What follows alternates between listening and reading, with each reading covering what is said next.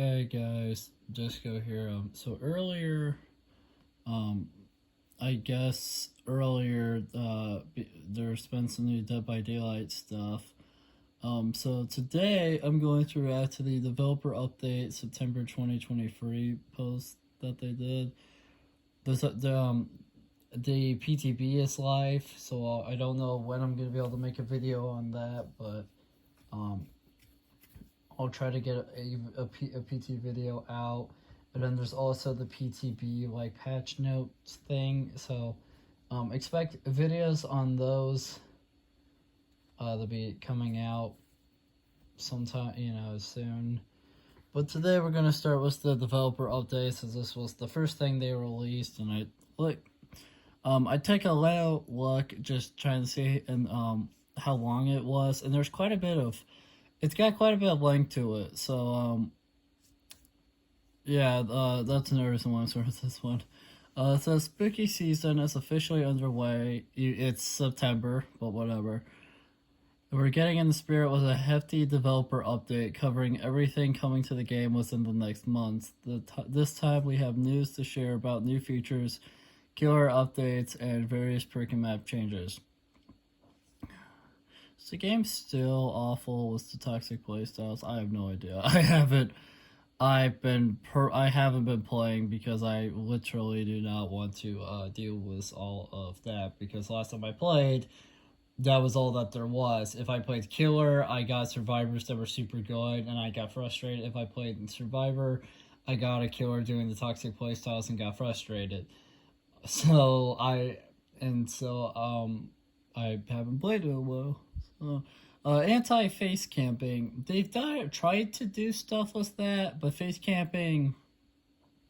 The thing about tunneling and face camping is that there's still options. I know face camping, I don't know if this has come to the game yet. I believe it has, but they, at one point... Oh, okay, so it's not out yet, but, I know in a previous update they talked about adding, it was like a meter that would let you unhook yourself to do with face camping. And then with tunneling, we got the base kit on, not... Base kit borrowed time. Thinking of a different update for a second. And base kit borrowed time is helpful to this, and even extending it with normal borrowed time.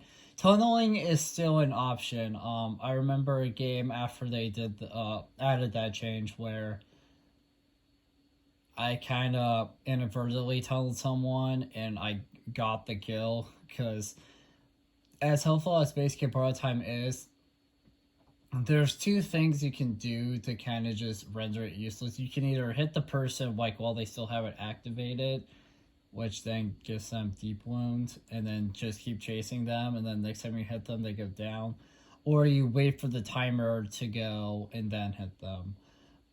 So I understand why behavior wants to deal with these. I very much agree. Tunneling and face camping are two of the biggest problems I've faced with the game. They're the two of the things that I've seen so much to the point where it's just infuriating. But there isn't much you can really do to prevent that. The behavior, they tried with those ideas, but it's like, you can't, but because it's an online only game, there's only so much you can do, because, anyways. Hopefully what I was kind of saying made sense, but it says anti-face camping. You probably don't want to find yourself on the hook in the first place. Well, I don't. I have always find myself on the hook because I suck. But it can quickly become frustrating if the killer decides to wait nearby, preventing all but the most coordinated of teams from rescuing you. Yeah, that's true. A lot of teammates I've had in this game were uncoordinated, and just a lot of them have just left me to die. There's a video on the channel that sort of highlighted this point. It was just like a little series I did once called Story Time with D1sco. I don't know if that will ever return. I kind of got some backlash on it. I had plans to talk. I had plans for it to be kind of a whatever I felt like series, but again, I got some backlash on what I did upload with it. So that backlash is kind of why I'm choosing not to make a video of it, because I don't want to upload something that that you guys clearly don't want to see, and because I got backlash on that, I'm kind of taking that as a sign. But anyways, the first one I ever did was a weird match, but sort of the reason why I made the video was because I was so angry and frustrated at my teammates, because they could have unhooked me. I was first hook. They could have unhooked me, and they never bothered to acknowledge I was on the hook. So I went from first hook all the way to dead on hook, right? I went from first hook, I went to second hook. I believe I succeeded every skill check on the second hook stage, but I still died because, you know, not my teammates refused to acknowledge me, and I was beyond pissed. I believe I might have screamed in that video, but I don't think so. I remember being super angry though. If nothing else, that video is pretty old. But kind of what I'm saying here. So kind of like what I'm saying here is is a lot of teams aren't coordinated well to deal with a face camper, especially if they're a face camper that's literally standing right in front of the hook and looking at you. Me and Orange have had teams where they've like all three of them stand like by the hook, but then they like just keep like inching forward and not, and it's just like, from what I remember, we would just keep standing there by the hook. This was, of course, a long time ago when we sucked more, or at least, well, he sucked more. I still suck, and I still suck to the point where I unironically call myself the worst player at this game at this point, because my god, do I suck. But like I just remember like that we would just kind of stand there, and they just wouldn't do anything. they were staying there by the hook. I think they were waiting for us to do something, but by us not doing anything and just standing there, they just, for whatever reason, never tried anything. So then we just kind of got the kill. So you need a very specific type of team to deal with a face camper, and that's not always going to be going to happen. Camping has long been a contentious topic because it sucks. While there are times when camping is the smart thing for the killers to do, I mean, yeah. Yeah, no, sometimes you do want to camp, but a lot of camping I've seen was just unnecessary. Like, why would you camp someone you just have? There's a lot of questions there. Then in parentheses it says, if there are survivors nearby, for example, yeah, that's definitely a time that you could to do it. Yeah. There's not much for the survivor being camped can do. There's nothing not much the survivor being camped can do. There's nothing the survivor being camped to do. They're on a hook and they can't play. The hell do you mean? To help in the most extreme cases, we're introducing a new feature which may give you a second chance. Or if you're D1sco, you are going to get tunneled again, get back on hook, and fucking die. Going forward, you'll notice a new meter appears whenever you are on the hook. This meter will gradually fill whenever the killer is near you. The closer the killer is, the faster the meter will build. Once it is full, you'll gain the ability to unhook yourself with a 100% chance of success. So basically, it's think of oh god, I believe Desperate Measures is the Atom perk. Desperate Measures the Atom perk. But unlike that Atom perk, you don't have to unhook someone first. You can just unhook yourself if you're the first person, as long as they're, as long as your meter's getting full. Even during the second hook phase, which the second hook phase, right, before this, except for in this BTB that's currently going, you can't do anything other than skill checks that just kind of keep you, because if you fail the skill checks, you die quicker. So I remember, so I'm very happy about the second hook, like being able to use it for that as well, because that's another time where I know that's a time, because I know second hook to dead on hook is a time for that some killer players will kind of face camp. They also like to, at least quite a bit of them that I've gone up against will like kind of tunnel you if you're like dead on hook. So like being able to unhook yourself in the second state can be helpful. Unhooking yourself in this way will grant you all the usual benefits such as burst and haste, which is nice because if it didn't grant you those benefits, then it's kind of like, why are you unhooking yourself in the first place? Because the killer is right there. If you're able to, like, if your meter's being charged, he's close to you, like the killer's close to you. So if you didn't get the usual benefits from being unhooked, that would just be a wasted point because the killer would just hit you once, you're down, and now you're dead, or second hook. So I'm very happy I did that. I guess this picture is kind of to show. Yeah, I know you guys probably can't see it well, but yeah, I know you guys can't. But under the usual like thing to like take a chance, there's a little bar that's filling up underneath it. That's a good place for it. For the new meter. So no, so far no real complaints with this developer update. Was the anti-camping stuff. It is situational, but camping kind of is as well a little bit. Not every killer player camps, but it is nice for those times where you do. I'm hoping that the unhooking from camping, I'm hoping that will allow you to make progress towards the achievements for unhooking yourself, because there's one achievement for unhooking yourself 50 times. There's one for unhooking yourself and escaping, stuff like that. So I hope that these allow you to make progress towards those, because I would like to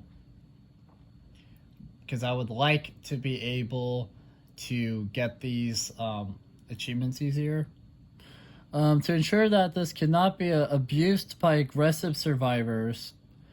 Oh yeah, that's another thing that I remember them talking about. They kind of what they mean by aggressive survivors is like survivors that are at least the way I kind of took it when I first, because I made a post earlier, like in the year, about a little bit about this, and I think they kind of had similar wording. But I believe that in that they talked about how what they kind of meant was that the survivors tried to like keep the killer by the hook. Like the other survivors tried to keep the killer by the hook, so that way they could unhook themselves. But they, of course, have a contingency plan for that, as we're getting to. The rate at which the meter fill will decrease or potentially even stop entirely when other survivors are nearby. So basically what that means is, I don't know how the stopping works, but if there's a survivor by the hook as well as the killer, the amount of progress that goes into the meter is decreased because of the survivor being there. And if there's more survivors there, so let's say Jake is on hook and his three teammates are standing by him, and the killer's also there. There's a good Jake's hook in that scenario probably would be stopped, it just not going up, just because all three of the other survivors are there. So you definitely want to be smart about how you do that, but I still think it's a good change, even with that kind of bit of a contingency plan for the aggressive survivors, which I feel like is fair. I don't really have any issues with that. When other survivor, additionally, once the exit gates are powered, this feature is disabled entirely. This is because at this point, the Master Killer needs to do whatever they can to secure one last kill, so we can't expect them to graciously leave the hook. Although some of them do lead the hook, so there is that. But it's stopping during. So it's stopping entirely when they execute their power does kind of screw you a little bit out of the one achievement where you have to unhook yourself and escape. But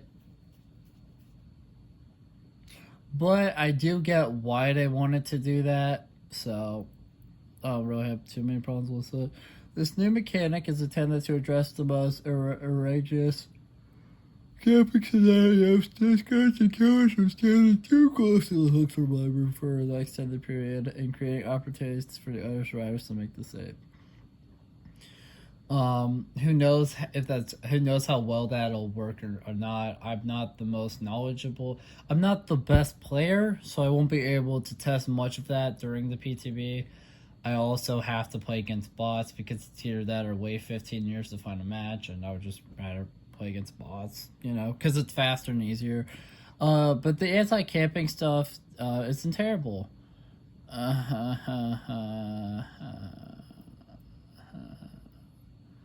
This character sucks. Well, what's weird with Skull Merchant is when they teased her, not very many people were hyped, which is understandable. Like when they teased her, we all thought it was like going to be like some type of cyborg or like robot killer. No. And I remember there was like a period, I believe in the PT, was it the PTB? She was like pretty solid. I think it was something where like she was pretty solid in the PTB or something. There were parts of her that were like clearly needed to be toned down or something like that. But then Skull Merchant release, she was people considered her so bad that just no one really wanted to play as her. Like very few people did. A lot of people thought she was terrible. Like a week later, they did an update that changed a lot about Skull Merchant. And in my opinion, Skull Merchant after that update is a lot better. In my opinion, they changed because before free genning was more of like a thing with Skull Merchant, and then after that update, it was still a thing like that she could do, but they kind of tweaked it a bit so she wasn't as effective while doing it. But she is of course still an effective free genner and whatnot. They haven't touched Skull Merchant in a bit, so I am curious to see what they did here. I do think just before I get into Skull Merchant, I think the biggest thing they'll probably talk about is free genning, because that's kind of the biggest problem people have with Skull Merchant. Hopefully they'll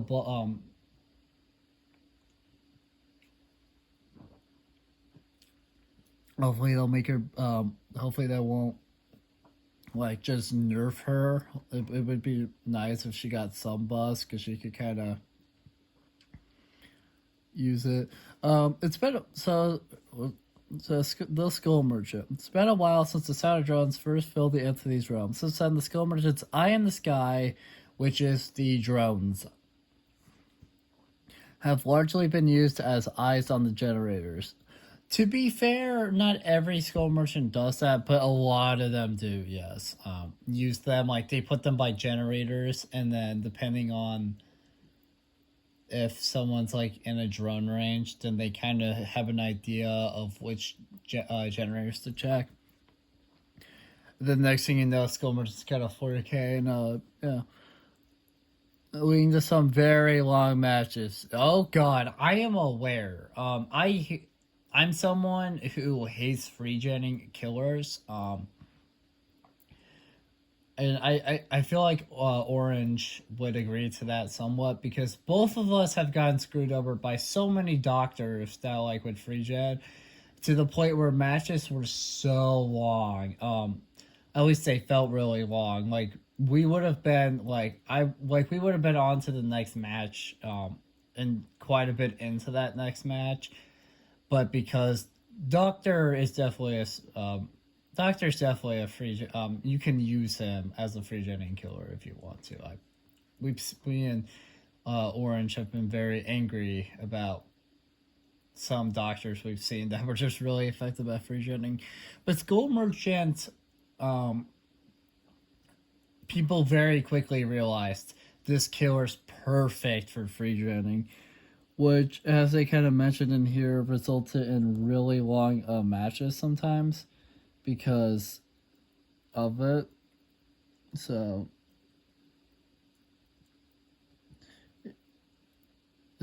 yeah, that's fun. I'm very curious about like what they're going to talk about here because it seems like there's quite a bit of skill merchant stuff coming. So, um, in this update, we are overhauling the skill merchant's drones.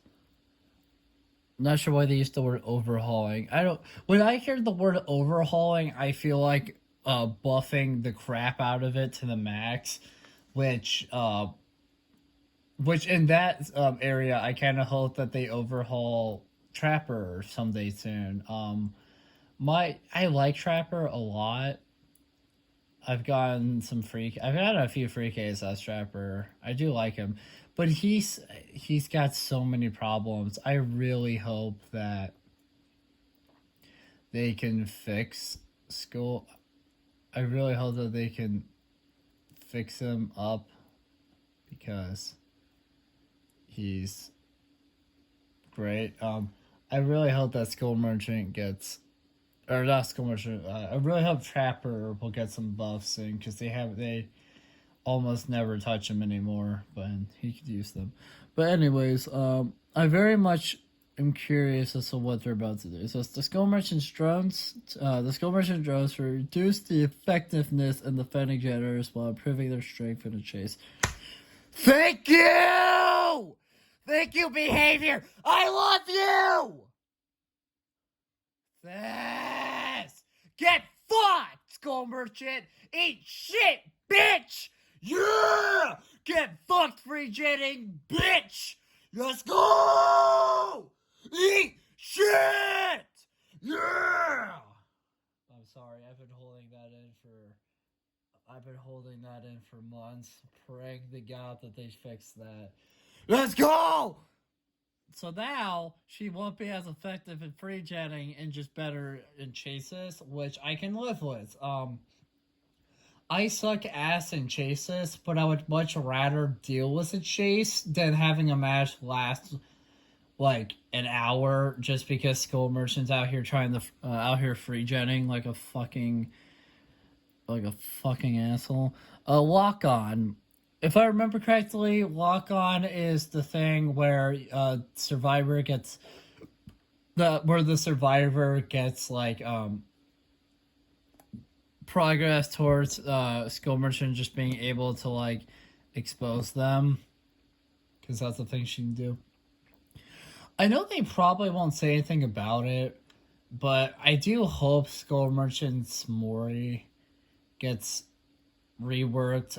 Skull Merchant's Mori, a lot of people don't like it, myself included. It's so similar to Freddy's, and Freddy's just is better in a lot of ways. I have said in a previous video that Plague is my least favorite Mori, and it's not because it's not fitting or anything. It's just visually, the Plague Mori isn't very intriguing to me. I've never really been a big fan of it. There's some days where I like it more than other days, but sort of on the whole, I always am not the biggest fan of it. I know some people like it, and hey, more power to you if you like the Plague Mori. It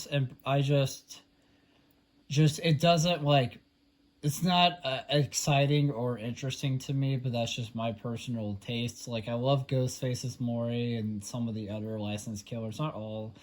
Some of the licensed killers don't have much going on, but there's so many Moris that I do enjoy. And Skull Merchants is the only Mori.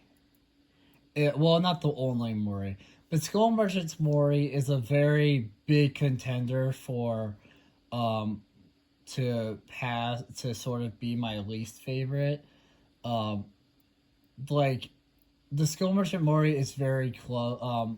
In some ways, on the whole, I do dislike it more than Plague's Mori, But as I've kind of said, like Plagues and Mori, I'm still not a big fan of it. Those two are very close to each other, though, in terms of just dislike.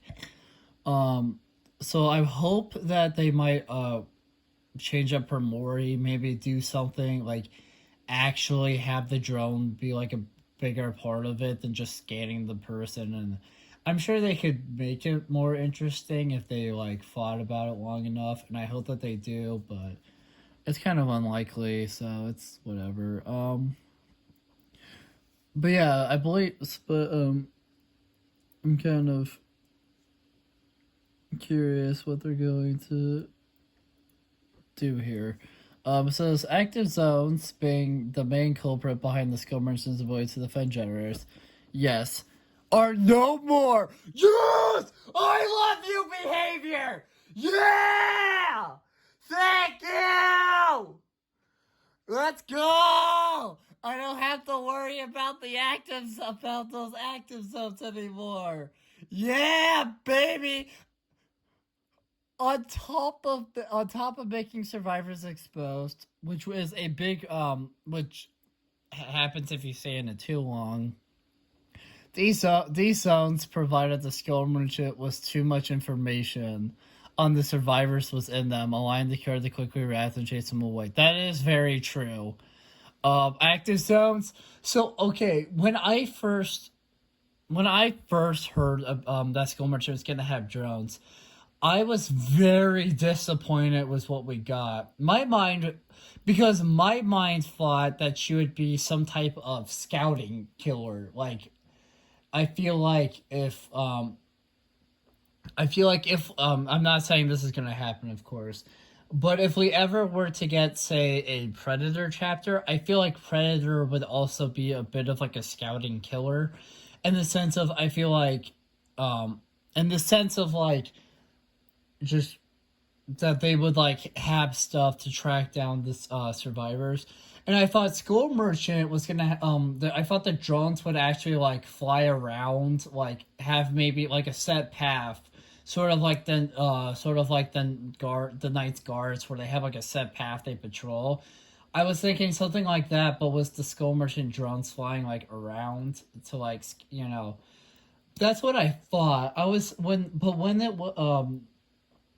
I learned that they were stationary drones, I immediately kind of realized the problems, because by making them stationary, we did, of course, free genning, of course, happened because of that. So as I'm sure you guys have been able to tell by some of my reactions, because this is probably the most because I don't know if I've ever like screamed in one of these before, but if you guys couldn't tell, I'm very happy with these so far, with the changes so far. And I feel like Orange might enjoy these changes as well. Yeah, she will no longer free gen, but in Orange, she was a better killer, way better killer player than me. Also, just never really did that. He never really free gens whenever he did play Skull Merchant. He very much plays Skill Merchant like how he plays other killers, where he kind of utilizes chase. So I'm hoping that he'll be so he might enjoy these changes as well. What else does this say? Was active zones removed? Thank God. Thank you, behavior. The Skull Merchant's drones need a new way to lock on to survivors. Now, whenever a survivor is scanned by a drone's beams, they will receive 1 stack of lock on. So it's okay. So now it's a bit like Sadako, because original Skull Merchant, you had to stay in that active zone. If you stay in it too long, you're exposed and all that. But now it's, if the drone scans you, you gain 1 stat. You gain 1 stack, just similar to Condemned. Interesting. But this time you of course gain a stack lock on, not Condemned. Reaching 3 stacks of lock on, the survivor will immediately receive a claw trap. So if you get locked on free time, if you get a claw trap, so then Skull Merchant can start tracking you. That's really the most tracking Skull Merchant has, is the claw traps, and I thought you would get more. However, avoiding a drone scanner won't be easy thanks to the introduction of 2 new modes. The hell is this change? But yes, thank you, behavior. 2 modes. Eyes in the Sky will now have 2 modes, stealth mode and scouting mode. In stealth mode, the drone's spinning beams will be invisible. I'm not... So, okay, so I guess there's some way to change, like, stealth mode and scouting mode. And if it's in stealth mode, the spinning beams from it are invisible, so you can't see them. And the drone is quieter as well, which will be nice because they're decently loud. They're kind of, you can definitely hear them. You can very much hear them as back when she was the queen of free jetting, but now that she's no more, yes, thank you, behavior. Now they're going to be quieter in stealth mode, so that will be interesting to see. Survivors will want to watch closely for the lights on the drone itself to tell where the beams are so they can sneak up and disable it. Sneaky. In scouting mode, the drone's scan lines will be visible and rotate much faster. So it's either stealth mode where it's like quieter and stuff, so it's harder to deal with, or it's you can still see the line scanning, but they're much faster rotating, making them more difficult to approach or run by undetected. In either mode, the drone scan lines will not detect a survivor who is stationary, effectively preventing them from being used to guard generators. Oh, because a survivor is stationary if they're on a gen. So by making it not detect stationary survivors, you can no longer guard generators because it just won't detect them. Thank you, behavior! I love you! Anyways, a survivor can interact with the drone in either state to disable it for 45 seconds. Nice. After which they will return to stealth mode. Neat. Claw traps. I'm assuming claw traps are going to work slightly different because of how now the drone's working slightly differently.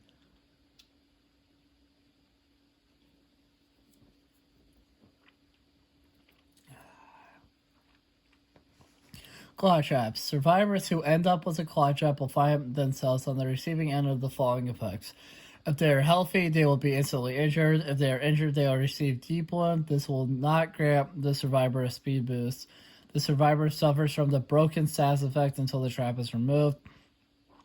Their location will be revealed on the killer's scanner for a short duration. Additionally, survivors with the claw trap who are scanned by one of the killer's drones receive a 10% movement speed penalty for 6 seconds, are revealed to the killer with killer instinct on their location for 3 seconds. The claw trap's battery will expire and the trap will be removed automatically after 45 seconds. So claw traps are fairly similar to how they already are, but that's fine. Not too bad. Quality of life. Okay, so this is more Skull Merchant stuff. Neat. We have also made many adjustments across many aspects of the Skull Merchant to improve the way it feels to play as against her. So one thing I'm definitely going to try in the PTB, for anyone curious, is the Skull Merchant changes. I suck at Skull Merchant, but I would like to kind of get an idea of how stealth mode and scouting mode work, if you can switch between the two, or if, how that works. And I'd like to also just see all the different stuff with her. So I'm very excited for this update in that regards. So so it says the Skull Merchant now has 6 drones available, was 4. The reason why she had 4, I believe she had 5 or 6 before, but because of her being so good at free jetting, they got rid of some of the drones, so she only had 4. Now she has 6, either 6 again or 6 for the first time. I'm not entirely sure. Honestly, giving her more drones though, I feel like isn't terrible because this is a major rework when you think about it, of Skull Merchant. The last sort of character rework I can think of is Sadako, a character I enjoy, and I think Sadako very much needed it. I'm not saying I didn't like how Sadako worked before, but there were parts of Sadako before that needed to some changes, and I very much like this Sadako changes. I know Orange thought it was a nerf for whatever reason, and then as I was reading the live version of that PTB, I remember the whole time being confused as to what he meant because it sounded exactly like because the live version was insanely similar to the PTB, where she was considered almost perfect by many good players whose opinions are valued by everyone. But yeah, basically, but I just think it's nice that they decided to rework. I just think it's nice that the last two sort of reworks we got were for characters that very much needed them. Sadako, people just never really bought Sadako Rising or even play Sadako because of how she worked before. But now, she works a lot better, which is nice. And Skull Merchant, while a lot of people did play her, it was just so much. They mostly, not all of them, but a lot of them did the free genning stuff. And now Skull Merchant will no longer be like an absolute unit at doing that, and will just be like a bit more like just work a lot different, which is nice. But yeah, let's see what the other changes are, because so far I'm enjoying the Skull Merchant changes. Skull Merchant mains are, I could see some Skull Merchant mains no longer touching her, which good riddance. Just kidding. But I'm also curious about this because I want to, because now that I consider this like this is definitely a rework, just considering how much stuff that's like going on in this. But let's see what else we got here. The Skull Merchant will now immediately become undetectable after 8 seconds after deploying a drone. I think that's good. Especially for this rework that they kind of did. The minimum distance between drones is now 16 meters, 1.2 meters. That is very nice. That they decreased that. I have no problems with that, honestly. And again, her drones work so differently now that I feel like they can get away with some stuff that they weren't able to before with her, just because of how different she works with the rework. It'll be interesting to see how the community reacts about this. I personally like it. I've had some unpopular opinions though in these videos, or at least it's very much seemed like they were. If they were a joke or not, I don't know. But so far, I've been very much enjoying this developer update so far. The killer's movement speed is no longer decreased when checking the scanner. Yeah, that was something I noticed. If you were looking at the scanner for like tracking the claw traps, she was like a little slower. So it's nice that she's like still normal speed, or at least that's the way I'm taking that wording.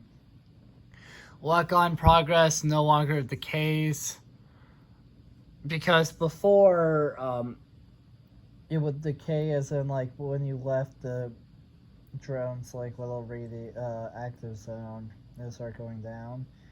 But now that she works so differently, I think you can get away with it not decaying or going away.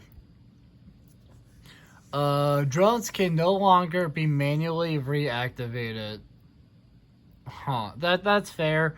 That was a thing I remember it working with that. I believe Skull Merchant had to walk over to the drone and like reactivate it, but I think that's fine, just considering all the changes. Like, it would be kind of, I think that's fine, just considering all the changes.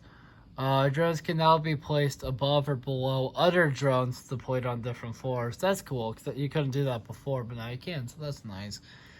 Failing to hack a drone will now grant 1 stack of block on instead of instantly locking on. Thank God that it works like that now, because the way it worked before was really stupid. because now it kind of gives you more of a chance instead of, oh, you mess up, now you're instantly locked on, now you're dead. um, it's just nice that they kind of thought about both survivors and her herself going into this update, because they've given her, so far they've given her some good stuff to kind of counteract this crazy change. But at the same time, they kind of kept survivors in mind, which is nice to see.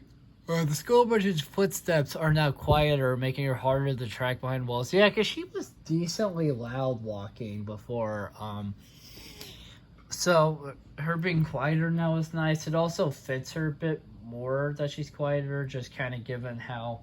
I know she's like, just, she's not a stealth killer, but it makes a sense for her to be quieter.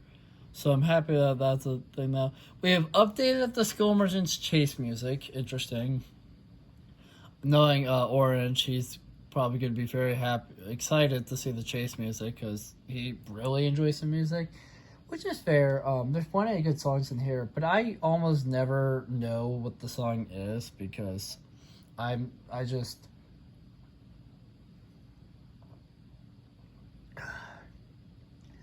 get so fixated on what's happening that, like, while I obviously hear the chase music and stuff, it's like I'm not actively paying attention to it, you know? We have reviewed the Skill Merchant's add-ons, adjusting some and giving new effects to others. That's going to be exciting to see. I'm very excited to see what they did with her add-ons to fit with the new change. Combined, these changes push the Skull Merchant's drones in a more chase-oriented direction. Yeah, I agree with the more chase-oriented direction, because now they work a bit more like Condemned from Sadako, as I've kind of mentioned. But I'm still a little upset that the drones still don't fly around. Like, when I think of a drone, I think of them flying around, like a drone flying around, but I'm still upset about that, but I will say, despite me being just a little upset about that, it's completely outweighed by the change itself. This is going to make Skull Merchant so much funner to play and go against, in my opinion, because before it was like, if you enjoyed freegenning as Skull Merchant, then yeah, you were having fun. But the survivors weren't, because the match is now like 5 hours and you're still sitting there trying to do one gen. But now she's more chase oriented. She's more tracking oriented. Skull Merchant now is more about sort of tracking the instead of just hunkering down the gens and just using the gens to get kills. Now she's more like, okay, I gotta find, now she's more like, okay, I gotta place these drones in spot. Now she's more like, okay, I need to pay attention to my drones, so that way I know, like, when they're kind of tracking the survivor a bit. I need to go, she's chase oriented now, and that's just more funner for both sides, which is kind of part of why Wesker is still such a fun character in the game. I like Wesker just fine. I suck going against him, but I do like him. So I'm very happy with the Skill Merchant changes so far. Giving them more immediate consequences when they are triggered rather than slowly building over time. That's another thing that I would agree with, just based on reading it. At the same time, her ability to defend generators for excessive lengths of time, Jesus Christ, I hate that, has also been reduced substantially. Thank you, behavior. I love you. We will be keeping a close eye on these changes and making further adjustments as needed. Thank you, behavior. I'm so happy that they kept Skull Merchant sort of in mind. Skull Merchant has kind of needed like a major rework like this for a while. Because she released back in March, and it's now September of the same year, of course, in case you're watching this in the future. And she very much, and I'm happy that Behavior is going to keep an eye on her. I'm very happy with that change in general, and I'm so excited to see what they have in store for us down the road with her. I can't wait. Well, I can wait, but the excitement might overwhelm me at some point.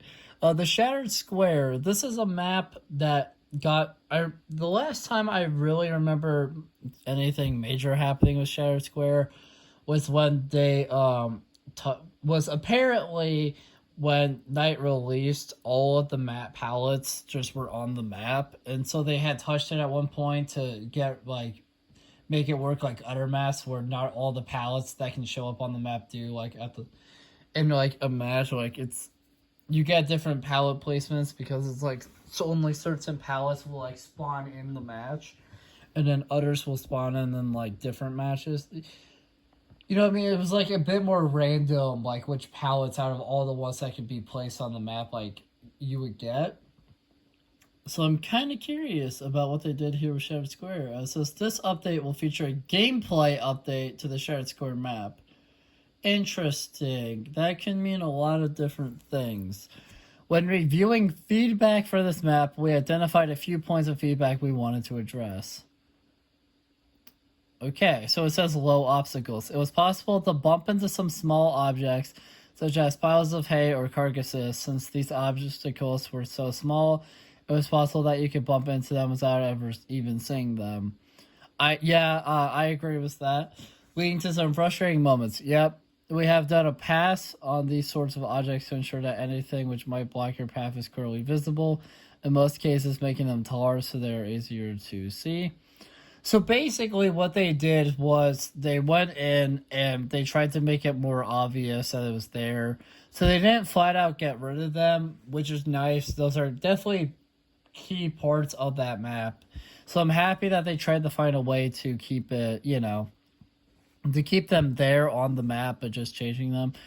Size and layout, and they included a emoji to this for some reason. The Shattered Square is among the largest maps in the game. It sure feels like it because it is.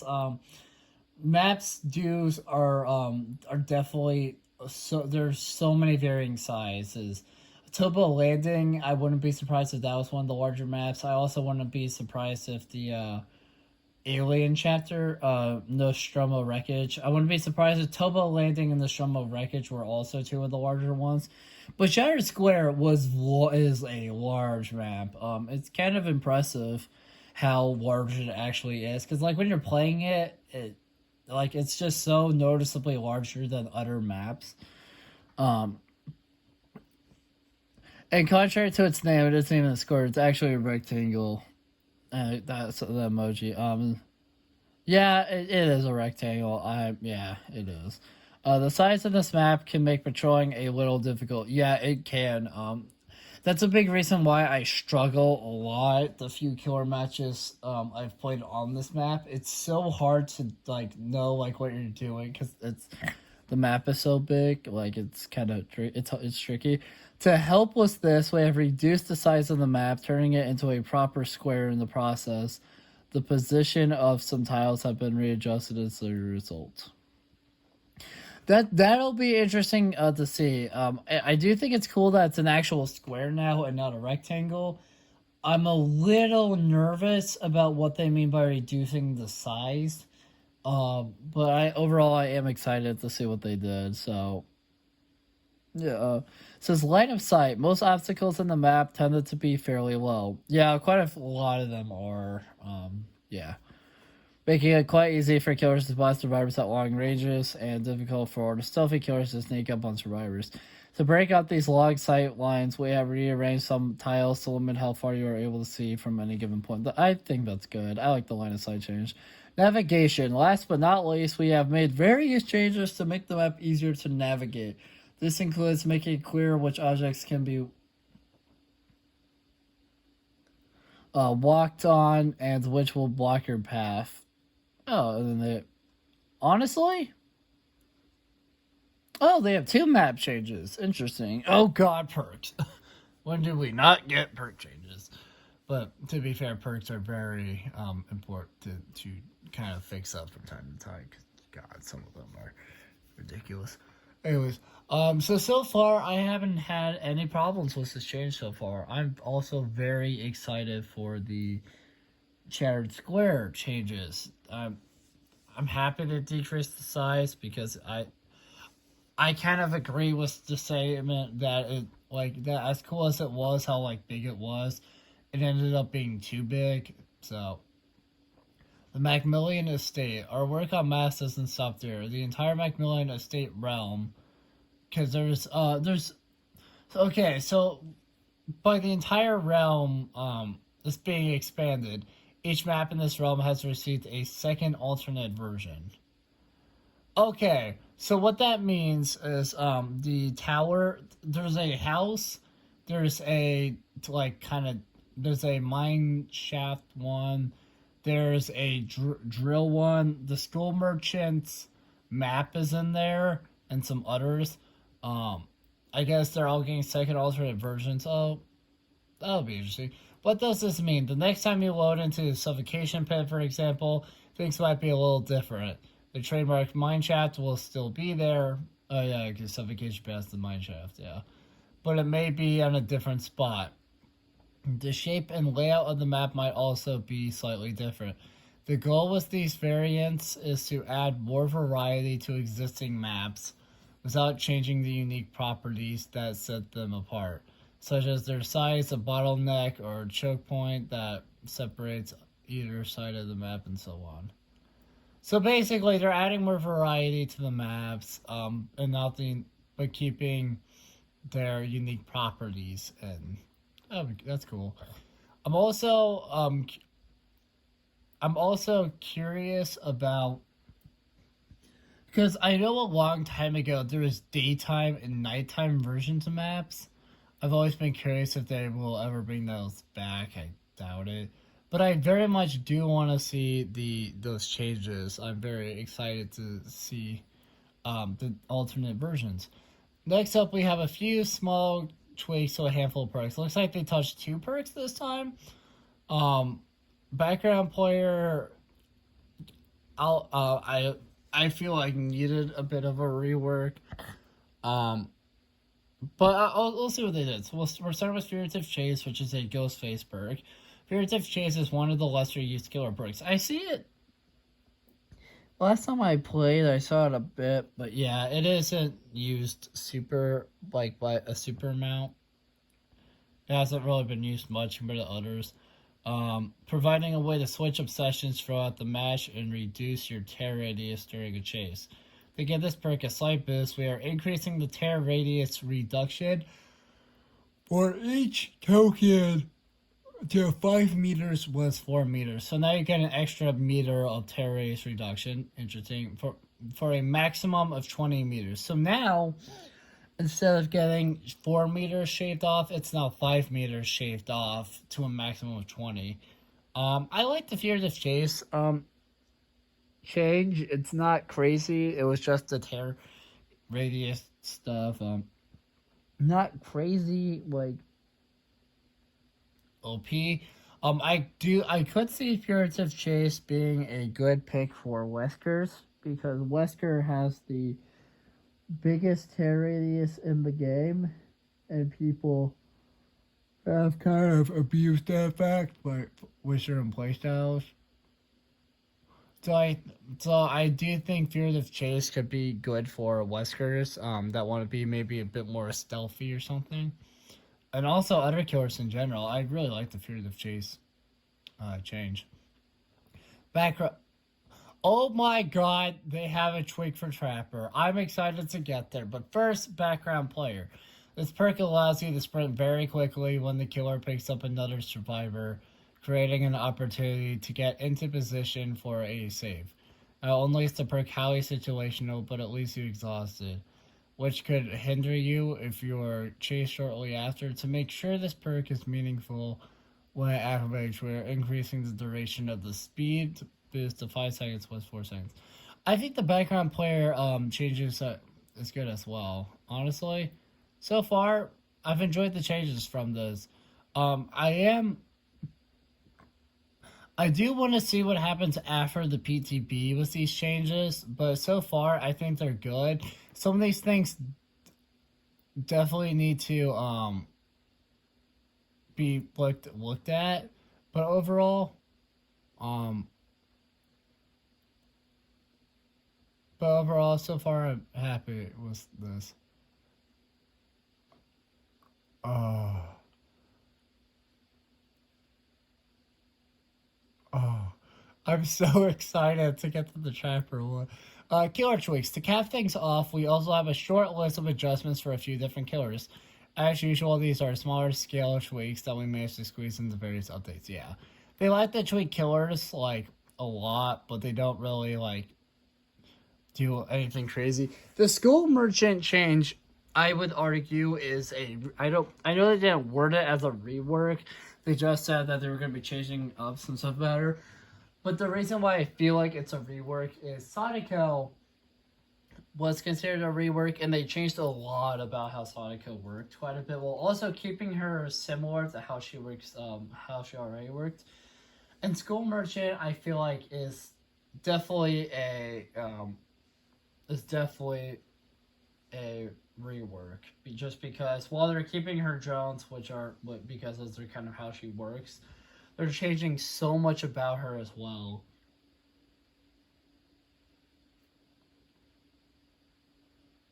So, the Trapper, I'm excited. I can't wait. The Trapper fills a very unique role in Dead by Daylight. He really does.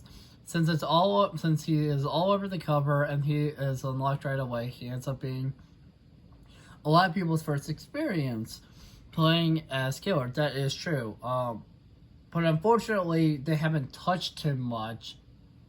They don't like touching Trapper very much. So he ends up being considered a more... So he's considered a more boring killer to play and just not good for, like, players that have been playing for a while. Because of this, we try to keep him as simple and straightforward as possible, which does make sense since so many people play him early. Like, starting with, say, Nurse or Billy or... Nurse or Billy, good luck, because Nurse and Billy are not easy to learn. They take some time. Rafe, that's who Orange essentially started with, and now he's a Rafe, absolute Rafe man out here getting 4Ks. I think I technically started with Trapper. It was either Trapper or Rafe, but I've always been better as Freddy, but that's just me. Thank God I have Freddy. Is there going to be a Freddy change in here? I highly doubt it, but if there is, I very much want to see what they did with them. Anyways. See a trap, set a trap among newer players. The Trapper already performs fairly well. And we don't to throw off the balance too much. Okay, you could have worded that a little bit better behavior. That said, in higher end matches, the Trapper can struggle to keep up. To assist in those cases, we have made a few changes. 8 bear traps will not spawn on the map. Was 6, thank God. More bear traps for Trapper means he has more like spots he can put a bear trap stuff. So I think that's good. Apparently Trapper, like, 2016 Trapper could only carry 1 bear trap. I never played this game in 2016, nor did I even know about it in 2016. And if I did know about it, I was unable to even try to get it. And then they at one point gave Trapper a second bear trap, which he that he could hold on to, so he now carries 2, and then add-ons can increase how much he holds, of course. But now that there's 8 spawning on the map, that means there's more options for newer players to put more bear traps in spots and like more veterans. So I think the Trapper change so far is good. The Trapper will receive a 7.5% haste effect after checking bear trap. That's good. I like the Trapper changes. Honestly, I don't know if the Trapper changes are going to be enough for him, but they are solid, and I'm very happy he got touched. And buffed a bit. We expect these changes to have a minimal impact in lower skill matches where the Trapper is already performing well, but provide a nice boost to higher end players who know how to take advantage of them. Additional bear traps will help ensure that you have an adequate supply, particularly on larger maps. Yeah, on larger maps, having the 6, as like it wasn't, it's nice that he has more now. That very much helps him. And the added haste effect will help close the gap in case survivors catch on and begin running away while you set them. Yeah, honestly, I like the Trapper changes a lot, and I'm very excited to see what they do with that.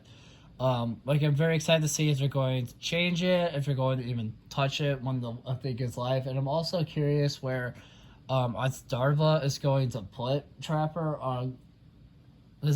I'm very excited for Starva's next tier list because of how knowledgeable he is. I do disagree with him with a few things, but overall, I do agree with a lot of stuff as well. So I'm just and a lot of people trust his opinion, and for good reason. He's very knowledgeable with the game.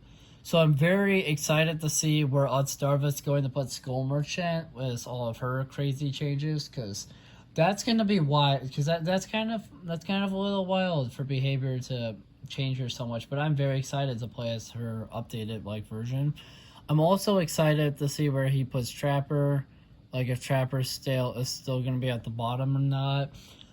If so, that's fine. I do like how Trapper's better, so I could see Trapper potentially working his way into Starva's C tier, maybe B tier, but we'll see. I'm just very happy about those changes. So, before I keep rambling on, I want to see what Huntress and Trickster's changes are. And a little bit of backstory on these two, because a lot of our subscribers might not know this, and a lot of newer people that might be finding our channel won't know this either. Me and Orange have a very similar we have a very similar nemesis in this game. Both of our nemesis, I don't fucking know. I do not know the plural for nemesis. Doesn't matter. Are range killers. His is Trickster, which makes a lot of sense because Trickster is an absolute god against both of us. Trickster is one of the hardest killers for me to play against as well. But the only reason why it's not Trickster for me is because there's another killer who I've seen way more often. I've gotten screwed over, and I've also gotten screwed, and I get screwed over so much by this person that it's fitting that they're my nemesis, and that is Huntress. God, I hate Huntress so goddamn much, but I'm very excited to see this change because they're touching both of them, my nemesis and Orange's nemesis. So I'm a little nervous about this because if they're better, we're gonna be upset. So as for both these killers, reloading your projectiles at a locker is a must. It sure is. However, doing so gives survivors a big head start to run away and gain some distance. As true as that is, Trickster and Huntress are absolute gods and will wreck your shit anyways. At least they wreck mine and Orange's shit because they are our nemesis. Nemesis is whatever the pearl for nemesis is for us. For this reason, many Huntress and Trickster players will run add-ons or perks like Iron Maiden to reduce their reload time, because it's kind of mandatory. To improve quality of life and reduce reliance on these perks and add-ons, we have reduced the reload time for each killer to 3 seconds was 4 seconds. As good as that change is, so they just reload quicker. God fucking damn it, that's okay. So me and Orange are about to die even faster if we see 100 and Trickster. Cool. But in all seriousness, it is good. I do understand why they did it, and I do agree. But I am curious about anyone that does run the. But I am curious how fast it's going to be if people continue to run those add-ons in Iron Maiden. I'm just, I'm just expecting the speed to be like ridiculous, but at least you don't have to worry about bringing those as much now. But if you were to bring them, I'm just curious how unbelievably fast reloading is. There'll be some stuff to definitely test out in the PTB videos.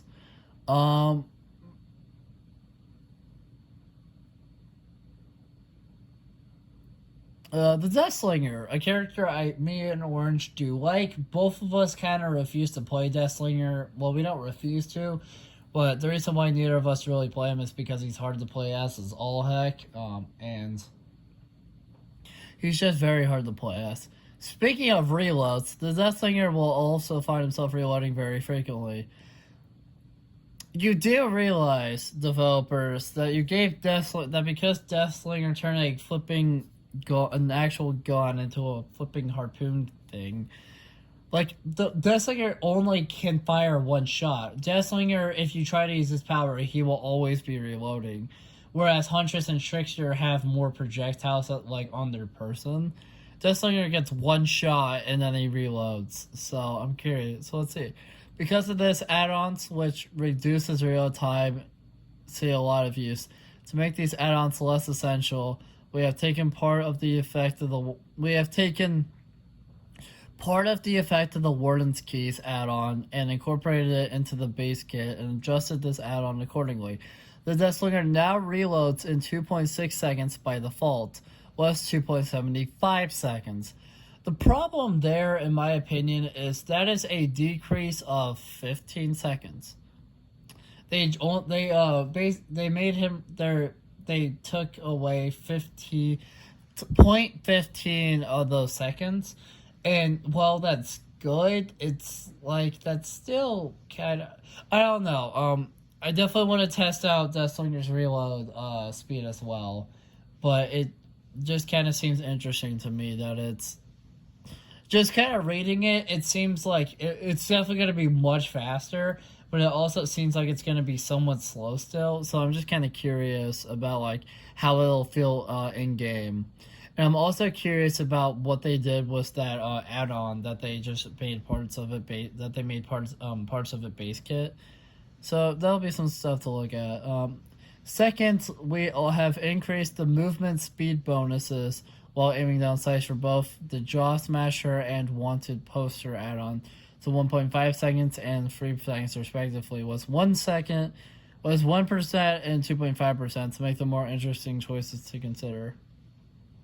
So basically, if you aim down sights and you have both of those add-ons, you're way faster. Honestly, I think that's a good like little compromise to I think that's good that they increased those just to give him more that he can do. The Legion. Lastly, we've adjusted the Legion's BFF's add-ons.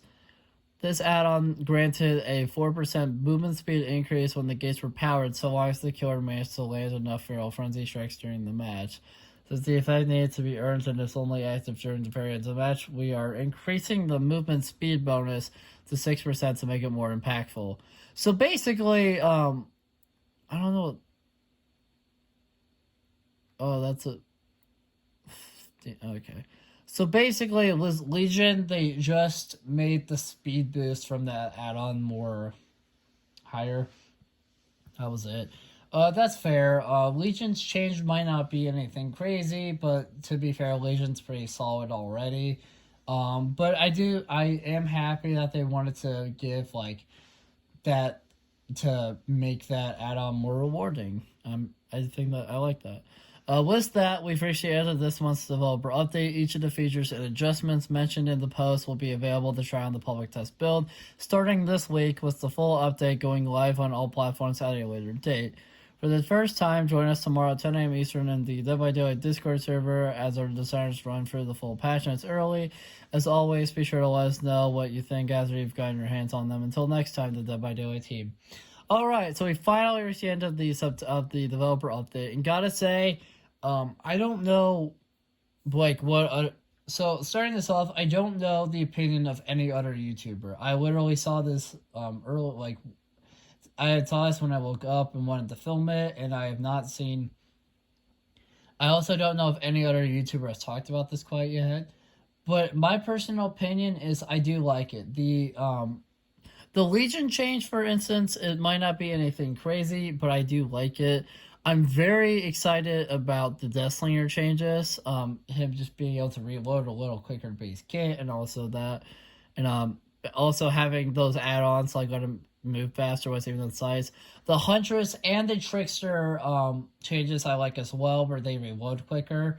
And I very much want to test having those add-ons on them just to see like how fast you can get their reload. The Trapper update, as I've kind of mentioned a few times now, I'm so hyped for. I love Trapper. I've always wanted to get better at him. And I think that these changes will help me get better as him. I think these changes are a bit more better for someone like me. I think newer players that are playing Trapper are definitely going to get at least some value out of the 8-bear traps and the speed boost as well, I'm sure. And I think this will help out Trapper with higher MMR like players, because it will allow him to because it will allow players that understand how the game works more, they can get more value out of it and try to be able to utilize it a bit better than a newer person. So I think it's good because it definitely seems like anyone playing Trapper will get at least some value out of this, and I just think it's good. I'm very excited to see what happens with Trapper. So the perks, Furious Chase, I'm very excited about. I can see quite a bit of more people playing with it because of the changes. I'm very excited for it. Background player is not bad either. I think both of the the little perk tweaks are solid. Let's listen here. Oh yeah, the Macmillan Estate change I thought was great. I think it's cool that there's going to be two at least two versions of every map. You have sort of the main look, which we all know and love, and then the second alternate version, where I think they're going to be a little bit different. And I'm very excited to see that. The Shattered Square changes, I'm so excited for. They sound very intriguing, and I'm very excited. The Shattered Square change is hype for me personally. I'm very excited for it. The School Merchant change, as I'm sure you guys have figured out, I'm so hyped for. School Merchant working is so much different. It's just going to be I think it's going to be good for survivors going against her, because she does sound more fun to play against. And I think School Merchant players are going to be happy as well, because you're not just sitting there trying to free gen. She's a bit more chase oriented now, and I'm very excited to play a Skull Merchant and the PTB and kind of test those out. And of course, last but certainly not least, the anti-face camping, which I am so hyped for. That meter is just going to be so nice. Look at that stuff later. But yeah, thank you guys so much for watching this video. I know it ended up being long. I just had a lot to talk about with this update because there was so much going on. If you enjoyed it, make sure to like, comment, subscribe, share the video, ring the bell, do all the algorithmic garbage. It helps us out a lot. It means a lot to us. Expect my video on the PTB update and the PTB itself very soon. If you have anything specific you want me to test out in the PTB, just let me know. And I'll try to do that as best as I can against bots. But yeah, I'll see you guys in the next video. Bye.